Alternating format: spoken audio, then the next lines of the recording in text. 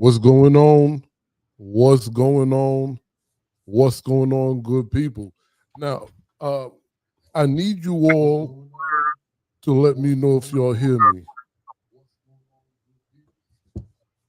And I also need to know if you are hearing feedback.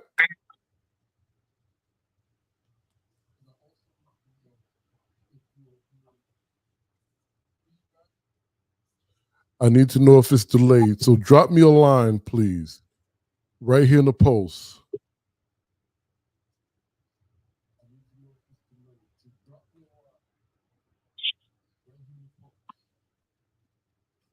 Okay, somebody said they could hear a little feedback. All right, can you hear the feedback now? It's cleaner now. Okay. Sister Naya, do you hear the feedback still? Do you hear us at all? I do. I hear you guys. I no, I know I'm asking the audience at this moment, what do they hear? So we can get this going. No feedback, and you can hear us. Good, good, good. All right, all right, all right, and all right. Please, first of all, thank you all for waiting and being patient. Thank you, Sister Nia, for holding us down. Thank you, thank you. So Brother Rick, what's happening? Okay. So now I can start the show and I can say, what's happening? What's happening? What's happening, blues people? This is a very I think it's a significant episode, and I think it's very important because it goes into several things. I just want to make sure, first and foremost, I apologize. We had a couple of technical issues, but we troubleshot and we got to the other side. And I thank you all for waiting patiently. So now today's show, I have two very, very strong women, strong human being guests. Before we get into it, and now you see one of them, which is Miss Shannon Evans, and Miss Mary Hurt is on the line, but you cannot see her, and I will get to introducing them. I just have to go over this real quick because this is what we're talking about today: conservation of cultural heritage. And I want to give a couple of definitions really quickly.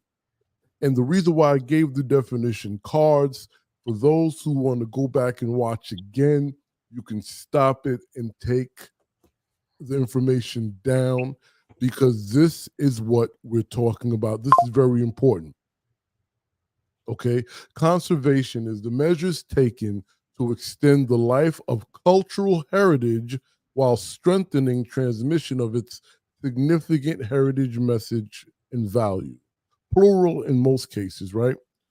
In the domain of cultural property, the aim of conservation is to maintain the physical and cultural characteristics of the object to ensure that its value is not diminished and that it will outlive our limited time span.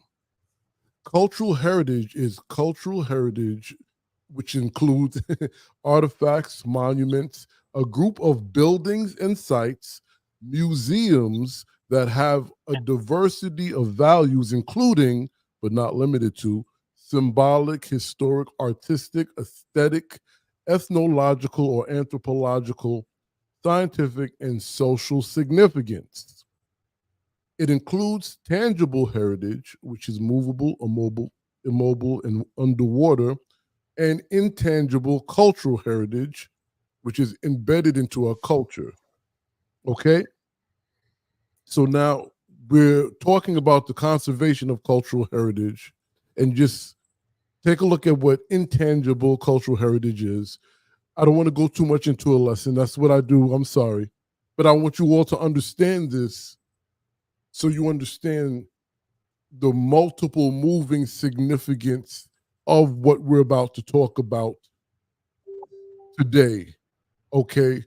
Now, the title of today's episode is Cultural Conservation, the Attack on Blues Legacy and Land. So now, if you don't mind, Miss Shannon, could I introduce Miss Mary first since they can't see her? Of course. Okay, Miss Mary. Yes. Good afternoon, Lamont. How are you? I'm very concerned, as you know, based on what I know of what's going on with you and Miss Shannon and the Mississippi John Hurt Museum. Just so folks know, in February of this year, hours after it received landmark status, it was burned to the ground. We happen to know that it was intentional. You want to talk to us about this, Miss Mary? Because we've had multiple conversations, and I'll make sure the folks know where to find those conversations. But could you talk to us about the burning? Oh my God! It had a devastating effect on not only our family, but the cultural history holistically that I've fought for these last 30 plus years that I have maintained the Mississippi John Hurt Museum. I have fought very diligently for years for the preservation of, to preserve the historical grave sites of Native Americans and African Americans, which I share both of those cultures. And just a few years after, just last year, we canceled the annual Blues Festival in order to give recognition and call attention to the desecration of the African American grave site that has been desecrated, and with white landowners burying on the face of my ancestors. And so the Mount Zion Memorial Foundation helped put a marker there that would stop some of the bleeding of this. And this year, after years of trying to getting landmark recognition, we finally got it. After all of these years, a 157-year-old house, hours after it became a national landmark, was burned to the ground.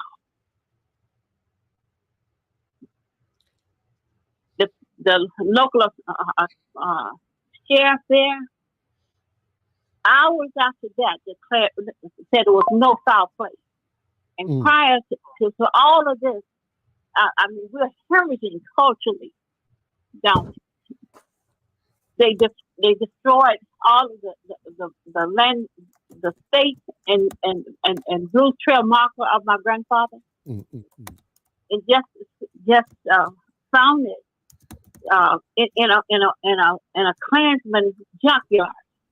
In a Klansman junkyard. Okay, so let me just jump in real quick right there, Miss Mary. For those of you who do not know, Miss Mary Hurt is the granddaughter of Mississippi John Hurt.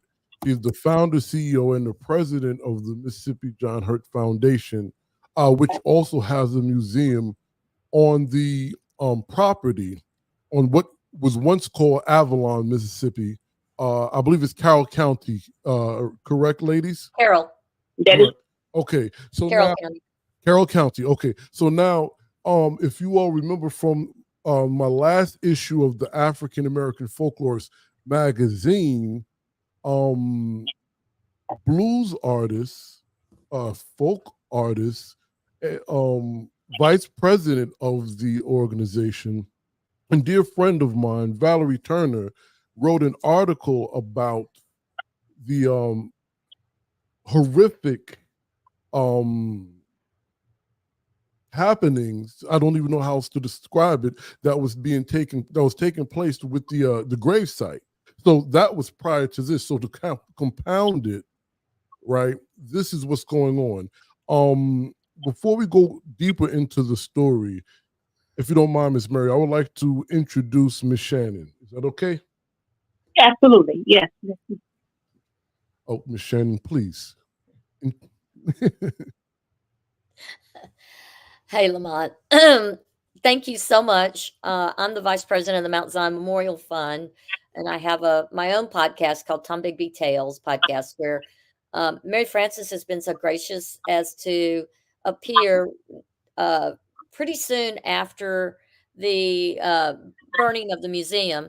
But Mary Francis and I have been working together for 3 years now, Mary Francis. Yes, yes. It feels like we've known each other a lifetime. But we have done a lot of work going back into the courthouse when it comes to the graveyard that's been desecrated and separated in half. The two of us have appeared before the local board of supervisors, who just literally gave away one half of this historic graveyard to an individual named Charles Spain, because he has the land around it, and he decided he wanted to put his own family there. So he essentially double parked. He desecrated this graveyard by putting his wife and his mother, and I think a sister. There's another family member now up there. So he's made it into the Spain family graveyard, and he's literally buried his people on top of the people who lived in Avalon, who went to the church that used to sit up there, that's now been moved to the property that Mary Francis has. And worse, I mean, the headstones are laying. I mean, he just took them, and we don't know what he did with the headstones, but the broken ones are on top of it, like his wife. I mean, it's just the most bizarre thing I've ever seen. It's a total desecration of a graveyard that held enslaved people, formerly enslaved people, and then the children and the grandchildren of enslaved people. And those people are now lost to history, and we have no recourse. As a matter of fact, we went to the board of supervisors and said, and there's a whole bunch to this. They redrew a map and then literally took a Sharpie and blacked out the other half and said, "Oh no, there was never a graveyard there." I mean, it's all kinds of things. The deed even says that when Spain bought the property, it says except the graveyard. So what did they do? They marked out half the graveyard and then just said, "Well, the other side's the Hurt graveyard." It was never the Hurt graveyard. It was the St. James Missionary Baptist graveyard, and they built a road that went completely through it by the county that split the graveyard in half. As a matter of fact, there's an article that when they were building that road and they widened it, they found they disinterred bones, and they went, "Oh, well, they don't really matter." I don't even know what became of those bones, but it was in the newspaper. It was in the local Greenwood newspaper, the Commonwealth. I mean, it is some of the strangest thing I've ever seen in my life. I just have to intercede real quick, and Miss Mary, I'll give you the floor. I just want the audience to know, those who are academic scholars, those who are community and independent scholars, and those who are just interested in this concept of conservation, cultural heritage, and intangible cultural heritage. We're hearing a firsthand account of the, not just the degradation, but the actual disregard to the birth and resting place of a community, okay, that stems from its church, that stems from the legacy of its folklore and interactions, right? And not to mention, those of you who do not know, and it's very hard for me to believe you don't know this, Mississippi John Hurt is a legend in our traditional music expression, not to mention the Hurt family's connection to the McCains, was it? Am I correct, Miss Mary? Not only is there a connection, Mary Jane McCain, who is the daughter of the great Senator John McCain, great grandfather, that was his daughter, that he deeded that land to her. Mm-hmm. So there's a lot of moving parts. So now, prior to the fire, after the I guess the exposing of the what happened on the gravesite that Miss Shannon was just discussing, prior to the fire, you had a event at the museum on the land. That's an annual event. Could you walk us through what happened? Well, for that memorial walk, yes, the Charles Fane, where people come from all over from 5 different countries for this memorial walk. Charles Fane drove through this crowd of people, shouting racial epithets at me. Mm-hmm. It was for some of the people that had never been to Avalon or encountered this kind of thing, had read about it. They were totally devastated. There were children there from Carnegie Mellon University who had installed was there to use as their thesis for their graduate program. Installed a Black History program around centered around my grandfather's life, around the social ills that was happening during those eras, from 1920 through the Civil Rights Movement. Mm-hmm. And those kids were frightened to death. It was devastating. But he shouted all kinds of niggers and this and that. Now, the grave site that this man has is as Shannon stated prior, was nobody is buried on that hill. That's a very sacred grave site. Mm-hmm. It is. My grandmother was Teoc. Okay, it's Teoc. So Native American slaves, and from the early 1800s. That's right. It's thousands and thousands of African American, Native Americans are buried in that great site. And for that man to bury his wife and have a vent on the head of a child, and they said it wasn't a great site. When the interment of those grave sites, there were skulls all over the road, like rocks. Oh my God! And they gathered those bones, those skulls, and those limbs, and they buried. I'm so sorry, Miss Mary, and I hope you all are hearing this. So Lamont, let me backtrack a little bit about the building that used to sit up there and the importance it was to the community. So Avalon is down below. I mean, it's a steep climb to get to where these people worshipped, and it was more than just a place of worship. It was the community center. It was the epicenter of where people went. After the freedmen were Miss Mary allowed schools. Also, go ahead, Shannon. It was the only school for African American and Native American in that whole area that saved Forsyth County.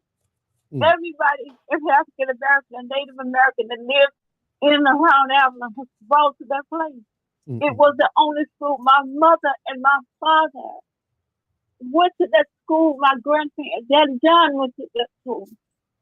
So when you look at the list of educable children that were put forth, the Freedmen's Bureau, of course, worked to collect names and to sign up adults and children to be educated. They had no building to go to, so they went to the church That was very typical in many African American communities at that time. Plantations, farming communities with groups of African Americans who had recently been freed. And so the church was the epicenter of the community. That was where they went to socialize. That was where they went it was a safe place where they could gather and speak to politics, things that were dangerous to do in any other building. And so it was, even though it was dangerous in the church, it was still their sacred place to have these events. But it was also where they had their socials, where they would have music and gatherings. But we know that it was used as a school well into the 1930s and possibly into the 1940s, because I can find records. So we can go back and prove so much of what these buildings were important for, and we can. I want to just interject this important piece. That church, I was baptized at that church. That church was in existence in 2004. The last funeral held at that church. That is now that I had moved was my grandmother, who was 111 years old. So wait, you said you John's moved wife. Yes, John's wife. His lawful wife, not his Mary Francis's direct grandmother. Right. She is, and so, I mean, so parts of Mary Francis's direct family are buried on the side that was given away to Mr. Spain from recent, I mean, we're talking 20th century burials. Correct. Then they started burying across the road in about the 1960s, Mary Francis, because they ran out of space in the churchyard. My father was probably was the only relative of that side directly related to me, besides that was buried on that opposite side. Prior to that, there was nobody. It was no one on that road. It was called St. James Road, Cemetery Road. Right. So let me jump in here, because there's a lot.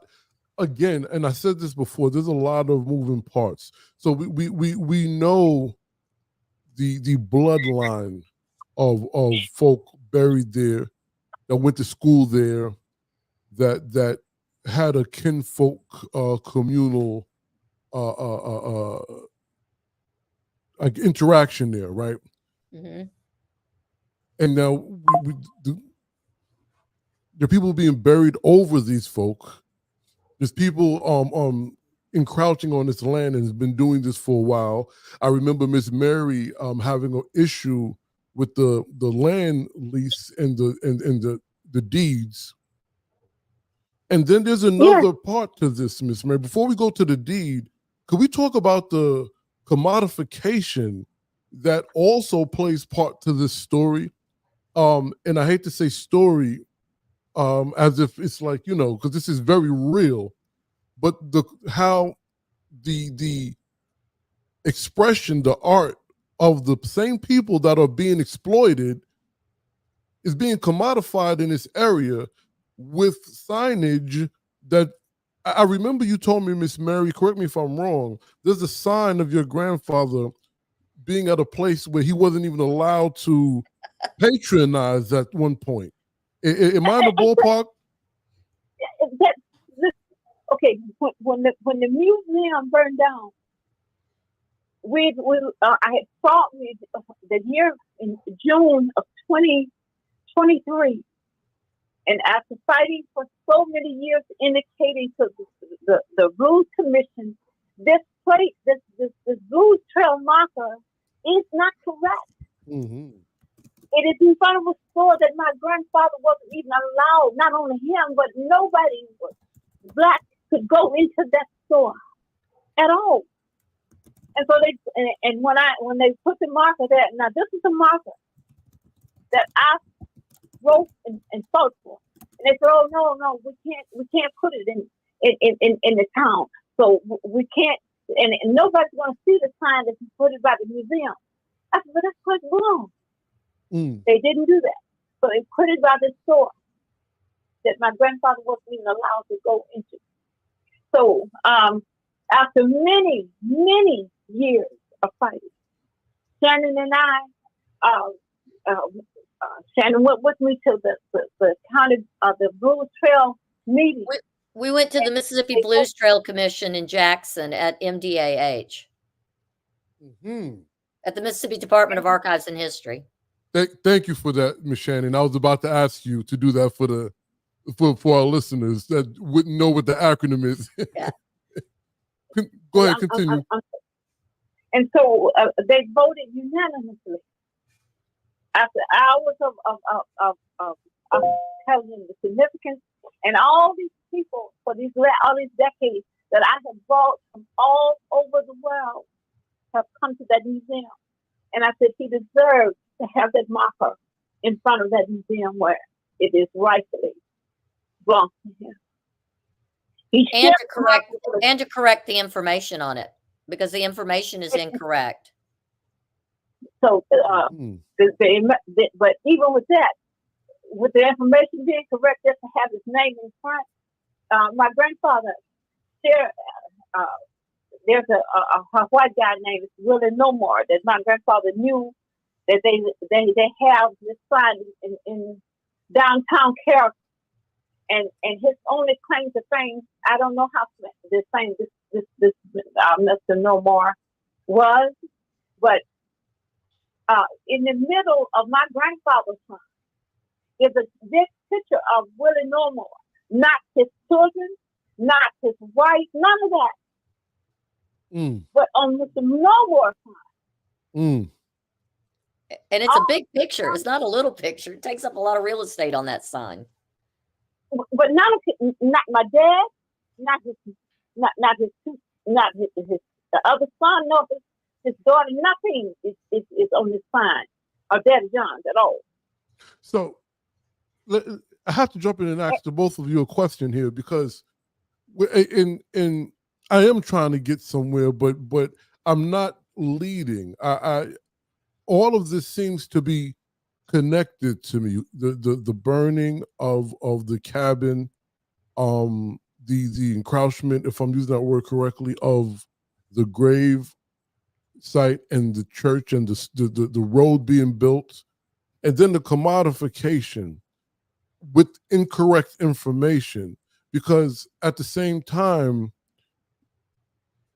is it true that they were having I don't want to say problems, but they weren't too interested in Mary in you creating a industry through the legacy of your grandfather on the family property? Is this what happened?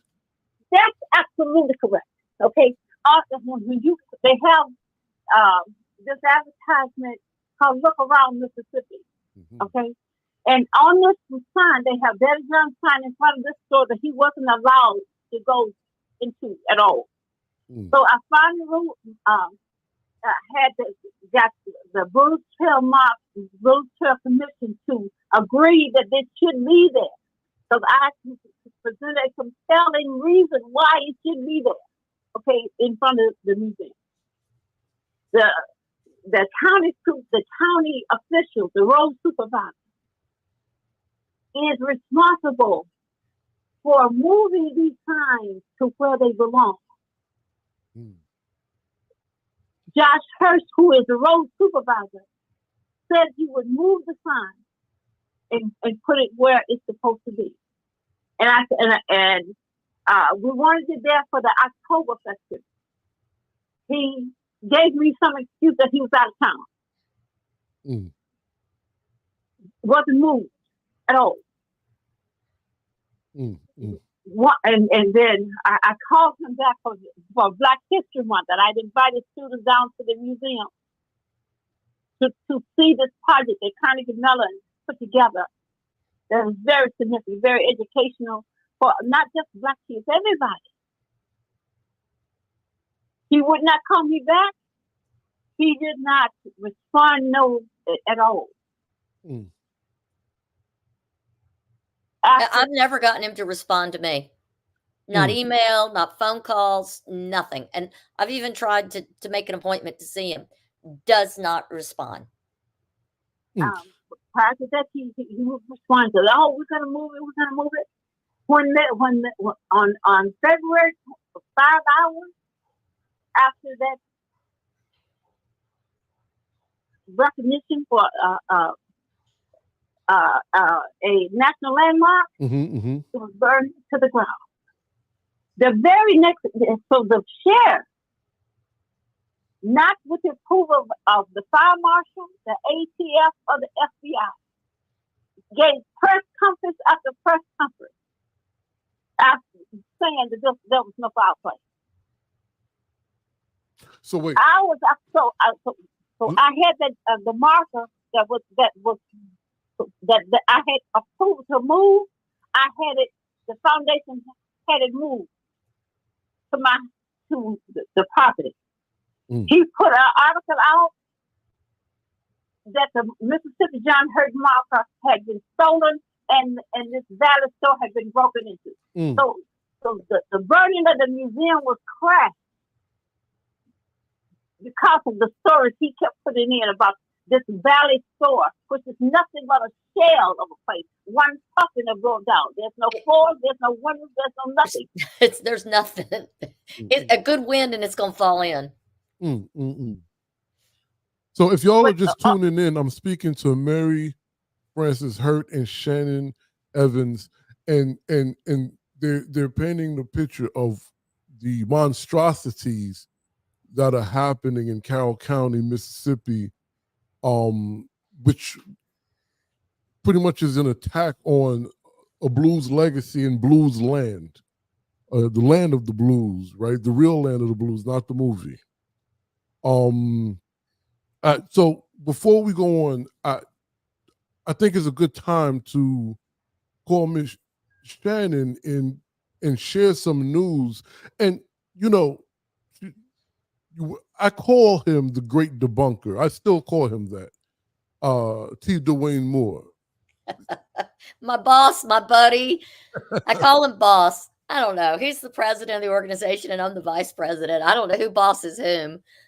We take turns bossing each other around, but he's fabulous. Mary Francis, I just got an email from Dwayne. I don't know how much. I don't know how long. But he just sent me a message that says, I'll read it to you. 1 second. I just lost it. We were awarded the National Trust for Historic Preservation grant to start restorative preservation of the St. James Missionary Baptist Church. Oh my God, that's just amazing. Now, I don't even know if I'm supposed to be announcing that, but I don't care. I'm doing it because we need to put it out to the world so that, because as soon as we announced the other, monkey shine started happening and things started happening that were, we have got to have the world's attention that these clearly are buildings that are of national interest, and the National Trust wanting to help is significant. The fact that the museum, John Hurt's home, which is irreplaceable, is now gone. It is ashes. There is nothing left. Literally, it is ashes. And so we can't save John Hurt's house at this point. We can build a replica. We can tell people what it was like. We can reconstruct it from the pictures we have and the photographs. But what is most significant is, this church is the lifeblood of that community. Avalon doesn't exist anymore. Avalon's the only gone. It is cotton fields and bean fields, and all in the 60s and 70s they removed all those sharecropper shacks and the cabins that were there and the homes, and so even Avalon Commissary and the Avalon cotton gin, and those are all gone. So the only thing left of those people besides the memories and their names is that church. And if we can save that church, we can rebuild something for John Hurt, to rebuild that cabin so that the next generation and the next generation can at least see what a wonderful, humble man he was and where he came from. And there were a lot of wonderful people in that town. The souls of those people are crying out from their graves for this atrocity. The only thing left of this thriving community where I was born and raised, there were thousands, not hundreds, thousands of African American families. And the center of that place was that church and that school, and the only thing left after 2004 was Daddy John's house and that church. That church is the lifeblood, the heartbeat, the memory, the everything of every human being, Native American, that ever walked that land of Africa. It is nothing. It is one massive graveyard. And as I walk through the fields and look through the community where I was born and raised, we're hemorrhaging. It started off as a cut in, I would say, the late 1990s, but Black culture is hemorrhaging. There's not one Black entity that served the Black community standing anywhere in and around Avalon, Carroll County, LaFleur County. Nothing at all. You know, Lamont, go ahead. I'm sorry, real quick. You know, the thing that is must be driven home. So there's absolutely no true industry in Carroll County. There are a handful of farms. Primarily, it's maybe some beef cattle, a lot of gentlemen's farms, but the gentrification of the north side of Carroll County, the north, it's all they're turning everything into extended homes for people who work down in Greenwood or in Grenada, and it's a commuter town. But it's not even a town. It's just rural. It's very rural. And so most of it's being turned into hunting land, into these hunting preserves. So they don't want people living and breathing and advancing the town of Carrollton, which is the count. There is no other town really. There are a few communities. So on that side of Highway 82, with the exception of a handful of African American families that live around Carrollton, the town in North Carrollton, the only Black family that you can find owns land on that side of Highway 82 is the Hurt family, the Hurt descendants. All of the rest have been moved out, forced out, bought out, whatever. There's no one over there. And so it is a very, very strong segregationist move in modern times to make sure that side of the county stays white. And so when you go across the other side of 82 and you go to Vaden and you go to Black Hawk, and that's where the African American communities are. And that's how they like it. They don't have home. My great grandfather owned 680 acres of property. He was a Choctaw. 680 acres of property. Nobody lives around there. Nobody. Now they've taken all of our property except 147 acres where the museum was. And so and the one male cousin that was on this property died last year. And so now they're going in and out of there like a Grand Central Station. And it's a dead end road. It's a dead end county road. So the sheriff won't protect me at all. I don't know what is going on down there, but I believe they can have a marijuana plantation on our used to be property, and nothing has been done. They're in and out. We just had Shannon Shannon just the Mount Zion Foundation just helped me to put cameras down there. Memorial Fund. And it's like a movie. They're going in and out of there like nobody lives there. These people walk around my house and on the property like they own it. And they're not tourists; they're locals. Right. So that's something. First and foremost, let me just say I know Miss Shannon might have saw. You were in the middle of talking.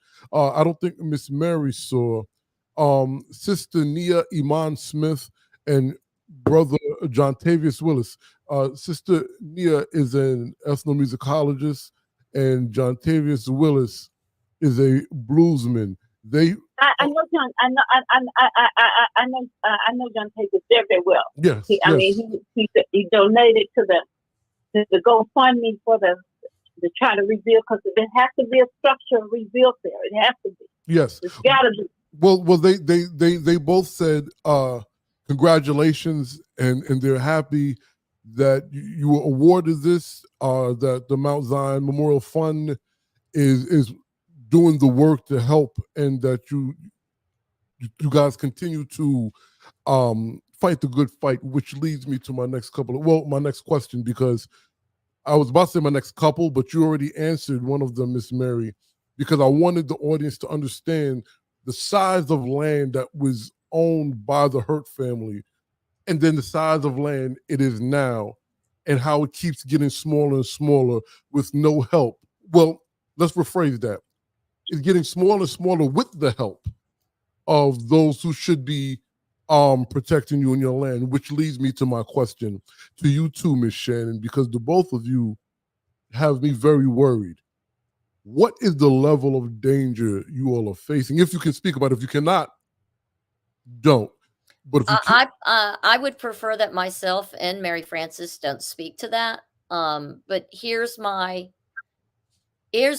thing. Mississippi has come a long ways in some areas. Carroll County is not one of those areas. And that pretty much sums it up. Nina Simone was right in her song, and it is concerning. It is. I worry about the safety of Mary Francis, the safety of her property. I mean, clearly there's an issue when the sheriff before there's an investigation, before there's even boots on the ground, he's announcing in a press release that it's an electrical fire. And it's not even been investigated. And, from all indications, it wasn't that. And the fact that he kept trying to control the dialogue tells me that it's not safe in that community. When your law enforcement is manipulating the public perception and is so quick to try and do that. And when I spoke to him, the last time I spoke to him, I went into town the day after the fire to speak with him. And he says to me, he goes, well, because Mary Frances was clearly upset about the fire, and she had called him, or he had called her. I think she had called him and gotten in touch with him, and he goes, "I think Miss Hurt's got dementia," and I'm What? like, "Excuse me?" He's like, "Well, I think that lady's got dementia," and I said, I looked at him and I went, "I don't think so." I was like, I know her very, very well, and we spend a lot of time together. And no, she's pretty much sharp as a tack. I don't know where you're getting that from. Mm-mm. And he goes, "No, no, no, no, she's got dementia."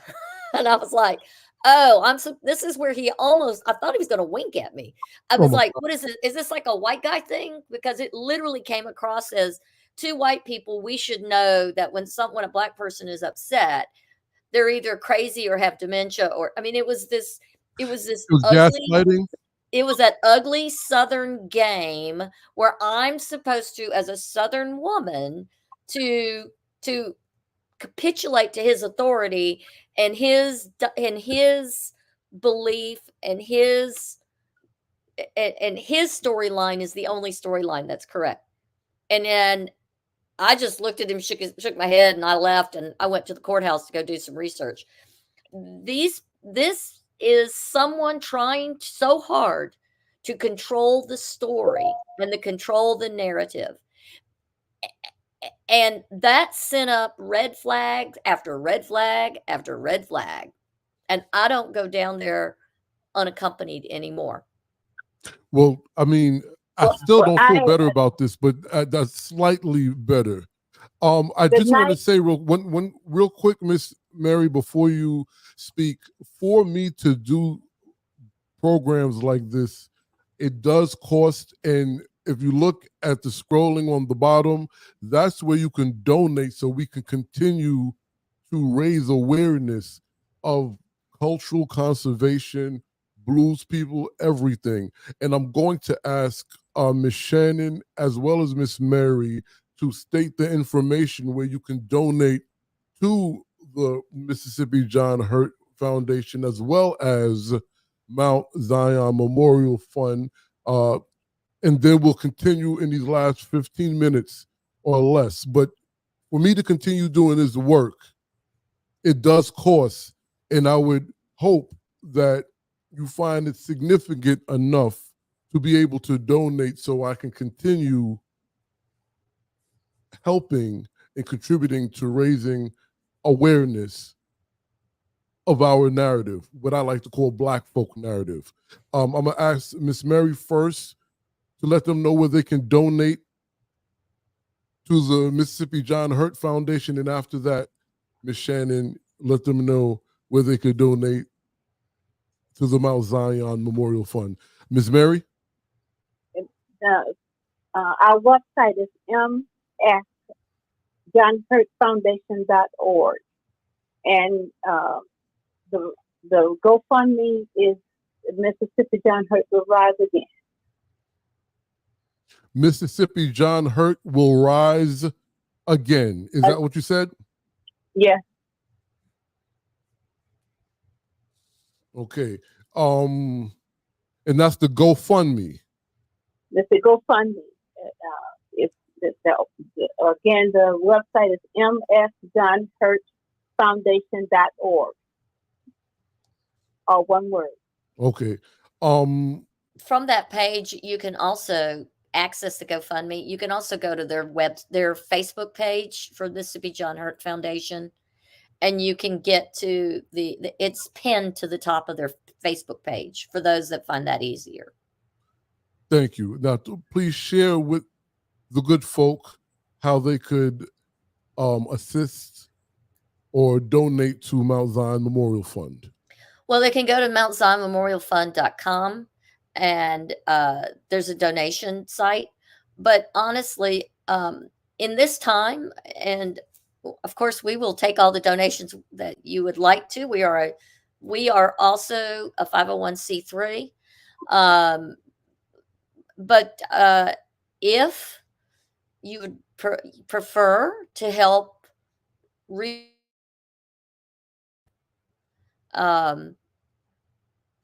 project and to rebuild the cabin and to help preserve his home and his museum, and join us in our restoration project, we'd love for you to donate directly to that GoFundMe. You know, Lamont, let's talk about that truck that you see in that picture right there. Please go for it. That truck belonged to Mary Francis, his father. Now, he was an amazing mechanic and he could keep anything running. Well, the person who owned that Valley store that wouldn't let John Hurt in to play or play on his porch, but that they wanted to keep that sign and perpetuate the myth that he played at that store. Mm-hmm. You know, the happy Negro musician who would, you know, just play for fun on wherever he played. I Well, call it the mystical Negro that miraculously sits in a rocking chair on someone's porch. But go ahead. yes, exactly. Well, he had a son, and his son was TC, and TC owned that truck. When TC passed away, of course, John Hurt came home. That was why he ended his career and left Washington, D.C., and came back home, never to leave again, and he died shortly thereafter. But this truck ended up with the people who had the Valley store. The man who owned the Valley store graciously allowed Mary Frances to have this truck back because it had belonged to her own father some 20 years ago. Is that right, Mary Frances? About 20 years ago, he gave it back to you? 25 years ago, yes.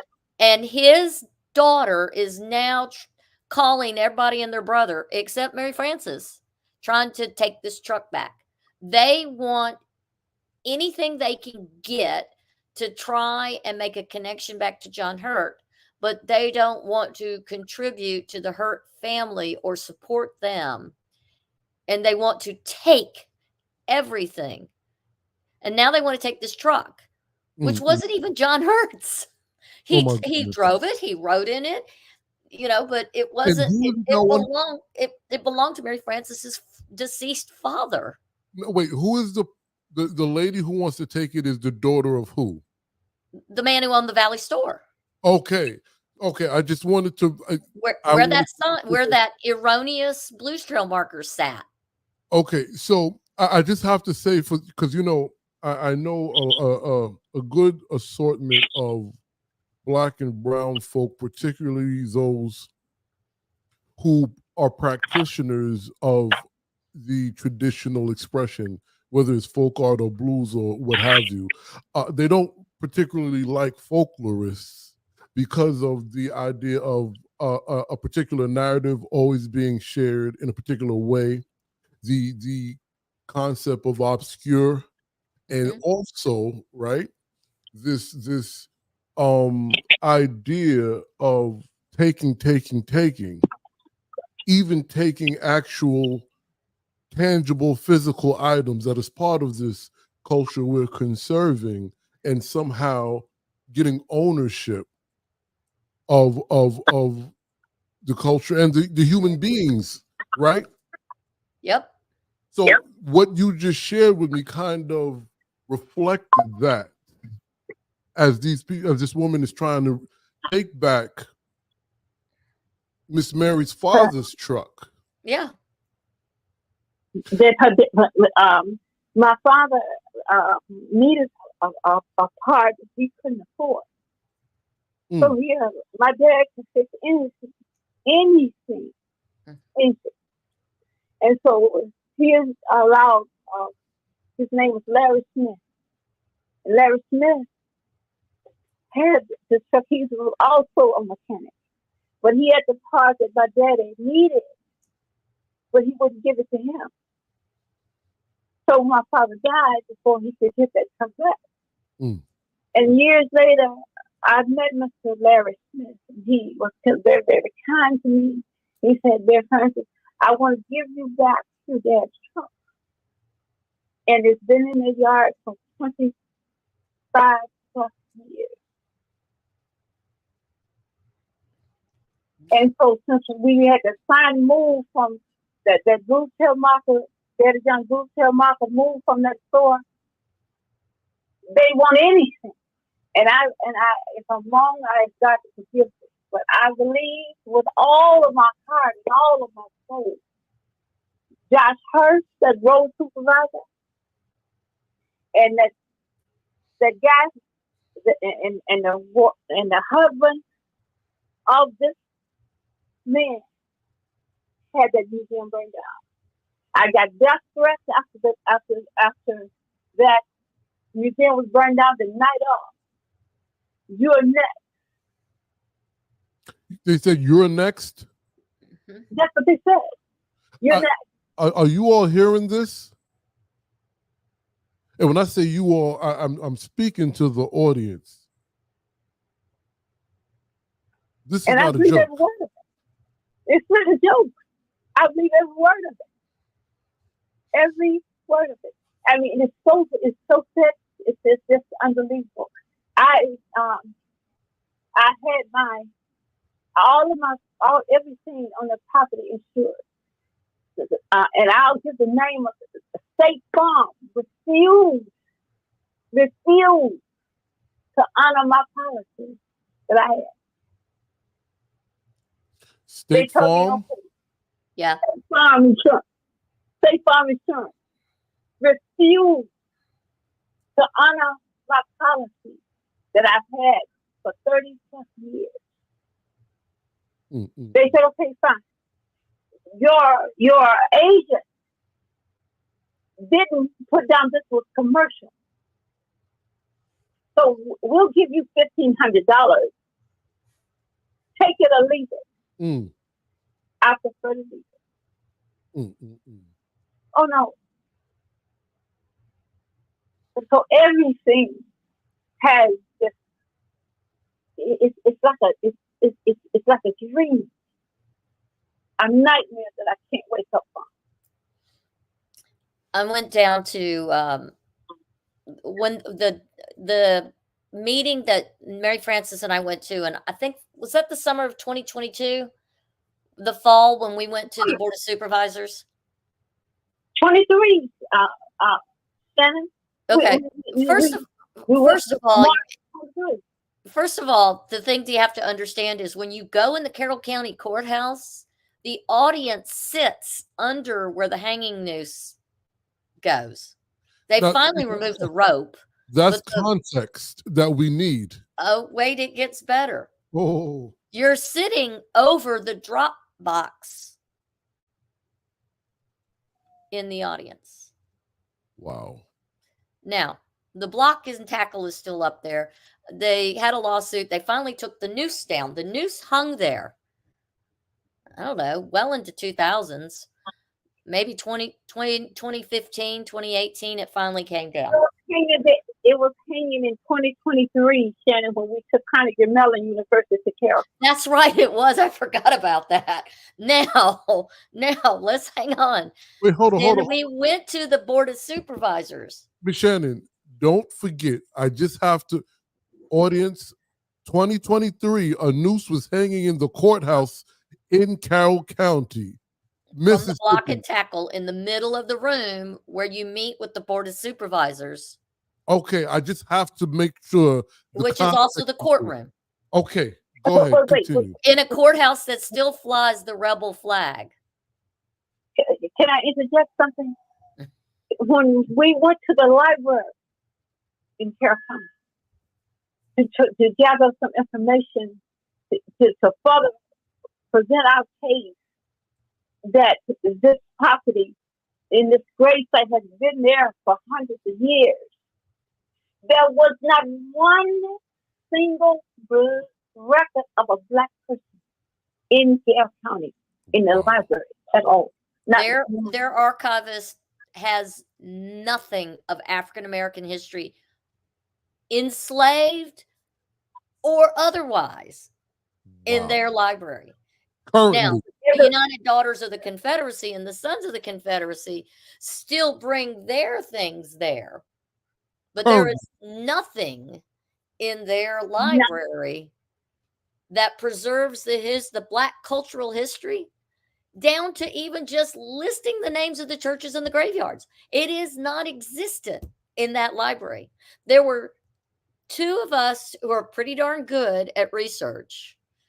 Mary Francis. So it was me, Dwayne, Mary Francis, and the ladies who ran the library, were incredibly apologetic.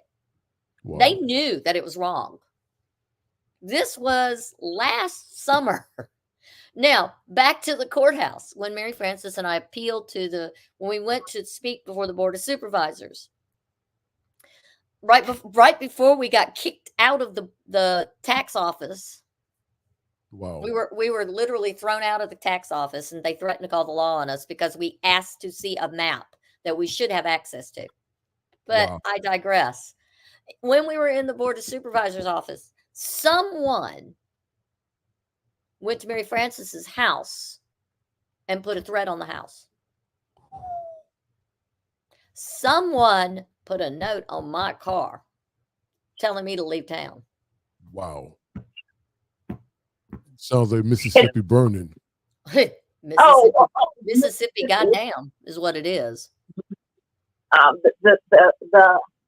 Here's the tax assessor who's been the tax assessor for decades.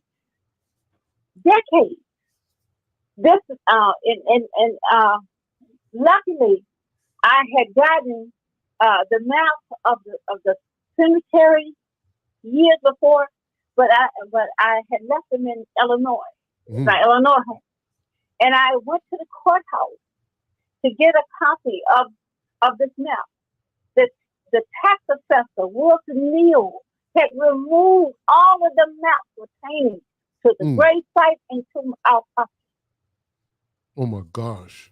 So in the state of Mississippi, they must make a fresh map of it's a tax map, it's a plat map of all the properties that they must have this redone either every 4 years or every 6 years, depending on their population and the wealth of their community. I am presuming that Carroll County is not as wealthy as other communities, in that I'm so sorry, my dogs are barking. In that they did not show us those maps, and they told us that those maps didn't exist, and that the last maps they had done did not exist. So he's telling me that from 2023 was the first map they had ever made of that county, of their tax maps. And I know that's a bald-faced lie, because the state of Mississippi has required these maps since prior to 1980. The actual statute was that it had to be redrawn every 4 years or every 6 years, has been on the books since 1976. Wow. So my grandfather bought 680 acres of property in 1921. So it's over 100 years old. And you tell me, no, that you don't have a map of this? So right now, when my grandfather died in 1984, nobody lived on that property but my grandfather and his brother. Nobody lived on that property for all of those years. And now they have taken all of our land for 147 years. That was when I last checked. I may not even have that. And with that, the threats on that, and since that museum has burned, and we had those cameras up, and Shannon can tell you, in and out of, you have to pass my house, the church, there's nothing else down there, nothing. But they're in and out of there all day, all night. There's a drug racket, or there's something. But all I do know is this: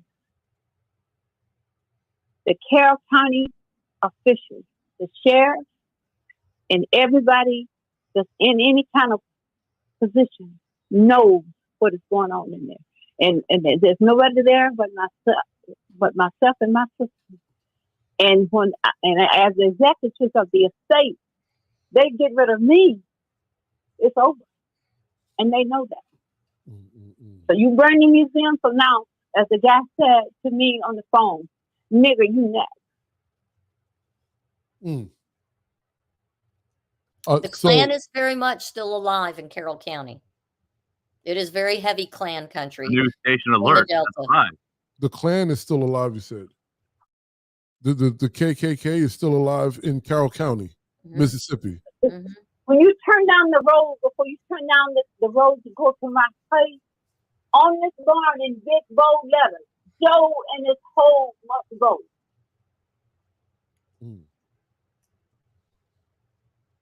Every Saturday, they pull up in their pickup trucks and their gators, waving their flags with the Knights of the White Camellia, Confederate flags, lots of Confederate flags.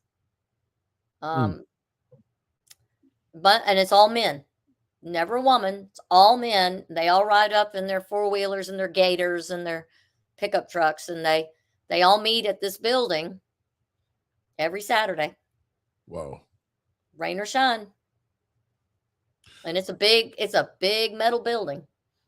And so with the international support I've gotten from all over the world, I don't know whether they didn't expect it to be a success, because Daddy John, although he lived in that county, he was not recognized there. But when I started this foundation some 25 plus years ago, and all these people start coming from various countries to the festivals and all of that, they started now, what is the tourism? Right. But they wanted to take it. So this guy told me, you know what? I had this guy to tell me, and I'll never forget it. He said, sell me this house. I'll give you more money than you ever seen in your life. I'll give you $50,000 for this house. Listen, wow. I may not. You don't know me. You're gonna give me more money than I've ever seen. Luckily, I escaped from Mississippi. I have 4 master's degrees. So it's not for sale. My history is not for sale, sir. So Lamont, I'll let you get the last word in, and we're gonna wrap this up. What I will do is invite you all back for round 2, but please give us the last words, Ms. Shannon. Okay, I want to make it really contextual really quickly. There's a community called North Carrollton and Carrollton. That's the county seat where the courthouse is and a town square. There is no grocery store in Carroll County. There's not even a Dollar General in Carroll County. There are a couple of gas stations that sell garbage. I mean, odds and ends, chips. They might have a hot plate center with chicken and JoJo potatoes and all the good fixings that you get at a, country cafe. But there's, I think, 2 restaurants. There's one cafe, it's very small. It only serves probably breakfast. There's a Mexican restaurant. This is very small. There is no industry. There is nothing else in this community. There's not a hardware store. There's not even a feed store or a farm store for the people who work there. They have to go either to Winona, which is in another county, or they have to go down to Greenwood in LaFleur County, which is 20 miles away. So there is nothing there. Nothing. And they don't want anything there. Right. They like it that way. So, but because every county in Mississippi, since they started this blues trail, they're trying to scrounge up any African American that could bring their town up, but they don't want the Black person who is the relative of that blues person to own any rights to it. So, there's a saying that I have that Black music is the new cotton. Are the two of you insinuating or just blatantly saying that this is just a shift of economy? Same people being the labor force, but just a different brand, a different thing being sold? No, what they want is the royalty. They want the royalties, and they want the nice white folks that come with those royalties who will walk through there and drive through in their fancy BMWs or their Mercedes from, from Memphis or California or wherever they come from. And people come from all over the world to visit this property. They want them to come and leave their money with them, or they don't want them to come at all. But they don't want any black person to benefit. None. They don't want a black person to benefit. They don't want the family to get a royalty dime. They don't want the family to be successful in any kind of cultural tourism. I mean, honestly, have you been to Clarksdale? I have. Clarksdale's dead and dying. It's a bunch of old white folks who come to town for a festival. They spread their money around, and they're too foolish to understand that the people who are benefiting, 99% of those are corporate entities and not the artists themselves, not the community of black people who own property there. Because if they did, they wouldn't be living the way they do, and their town wouldn't be dead on the other days of the week. So, Miss Mary, I'm gonna let you have the last word.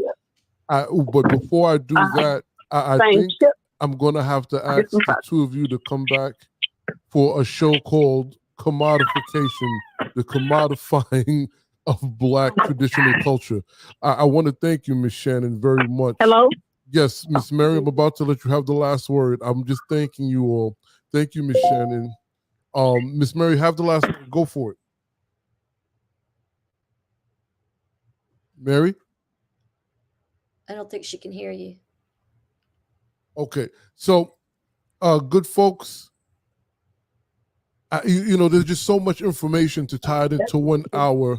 I'm inviting Miss Shannon, Miss Mary back to the program. And what I would ask you all to do is go to the Mississippi John Hurt Foundation.org. Go to Mount Zion Memorial. You can also go to the African American Folklorist.com, where the article previously written by Valerie Turner of Piedmont Blues Acoustic Duo, and you'll find that initial article about the gravesite. The upcoming issue is going to feature an article written by Miss Shannon Evans, yours truly. Hey Siri. And we're going to continue to update you with this situation. Hey Siri.